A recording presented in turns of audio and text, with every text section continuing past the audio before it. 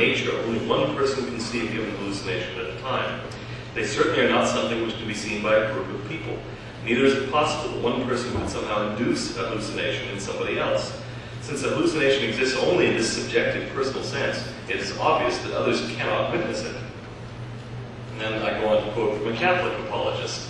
Again, there's method in this. He's again talking about the resurrection. He says, hallucination is a solitary phenomenon. Carl Keating speaking. In medical literature, there are no records of even two people having the same hallucination at the same time. This neatly defangs a certain avenue of response to the Book of Mormon. A passage from Shakespeare's Midsummer Night's Dream is apropos here.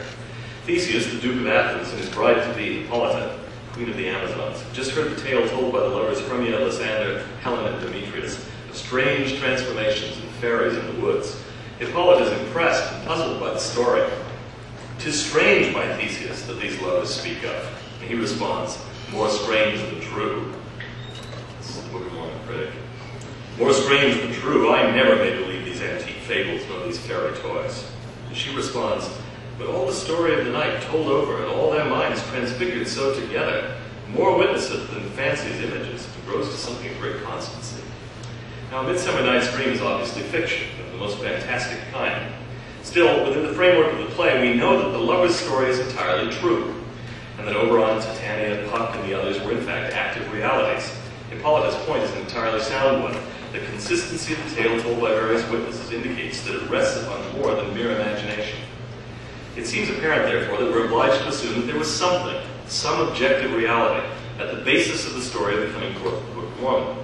We'll first look at various explanations holding that yes, there was an objective reality, but it was an artifact of fraud. So first, individual deceit practiced by Joseph Smith, unaided. It seems difficult to credit this as a believable explanation for the Book of Mormon. We've seen evidence, you would have if you'd read what I've written, which isn't finished. There's evidence, anyway, of Joseph Smith's sincerity and good character, which makes it difficult to imagine that he would be party to such deceit. Of course, there's one theory that Joseph was a pious fraud, lying for Jesus, concocting a tale with which to resist the then popular heresy of deism. Whether even such a notion is compatible with the many testimonies of his honesty and character is dubious in my view. But entirely aside from the perhaps ultimately unresolvable question of his innermost character, Joseph Smith seems positively incapable of having pulled off such an enterprise on his own, unaided. He was, as those who knew him best readily and repeatedly noted, only marginally literate during the period of the production of the Book of Mormon. Certainly he seems an unlikely candidate to have produced a book manifesting all the apparently authentic ancient and Near Eastern characteristics which the book quite arguably possesses. There's even, as we have seen, quite persuasive evidence that he was unfamiliar with the text as he translated it, and that he struggled with its proper names and some of its vocabulary. Furthermore, could he have written something so sophisticated and complex in so short a time? Could he have fabricated gold plates? Where did he derive the metallurgical expertise? Where did he get the gold? Just now, gold is selling for about $275 an ounce. If William Smith's estimate of the plate's weight at 60 pounds was accurate, and if they were pure gold, their monetary value in today's terms was something on the order of $264,000. More likely they were gold alloy, but clearly their value was far beyond the reach of the young son of the subsistence farmer. Where did the gold go when he was done with it? Did he just give it away? Bury it? How was he able to produce the breastplate and other artifacts that many saw? Was he really up on the hill from Morris cementing a box and hiding it in the earth? Why did nobody notice any of this elaborate activity? Finally, it's very difficult to see how he convinced many of his associates to believe that they were seeing angels, experiencing miracles, hearing the voice of God, witnessing examples of otherwise impossible prophetic foreknowledge. For lack of a better word, such supernatural aspects of the story are exceptionally difficult to account for on a hypothesis of simple fraud. It might possibly be suggested, of course, that Joseph Smith profited from the happy coincidence that his fraudulence was supported by a gang of gullible lunatics who saw visions on command and even independently, all endorsing his story. But the improbabilities seemed too high. The celebrated Occam's razor, attributed to the medieval philosopher William of Occam, has become an important principle in the construction and evaluation of scientific hypotheses.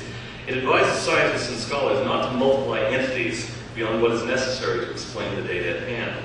That is, if a lunar eclipse can be fully explained by understanding the position of the sun, earth, and moon, there's no need to bring in any additional notions, such as, for example, a hungry moon-eating dragon, to explain the phenomenon.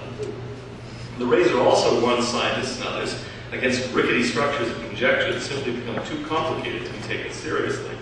Simplicity and elegance are increasingly recognized as important principles in the construction of scientific theories, an odd fact, incidentally, on the atheistic supposition of a random, purposeless universe. The Ptolemaic view of the solar system, for example, finally collapsed under the weight of all the cycles and epicycles that had to be invoked to explain the observed astronomical data. When Copernicus and Kepler showed that the same data could be explained by means of a relatively simple and logically elegant alternative model, Ptolemaic astronomy was dead. Similarly, it seems, composite theories that purport to explain the Book of Mormon on the basis of fortuitous combinations of inconceivable cunning, superhuman talent, bottomless credulity, and successful, well-balanced lunatics is ultimately too cumbersome to be plausible. Accordingly, we're obliged to move on to the suggestion that the Book of Mormon was the product not of simple fraud, perpetrated by one fiendishly, peerlessly clever individual, but of collective fraud. First, we look at the notion that I've labeled collective deceit by Joseph Smith, the witnesses, etc. This hypothesis would account for the supernatural elements of the story of the emergence of the Book of Mormon, and it would simply allege that such things never happened. But it too, every bit as much as the idea of individual deception, collides with the evidence that I have presented in other writing, not yet published, respecting the character of Joseph Smith.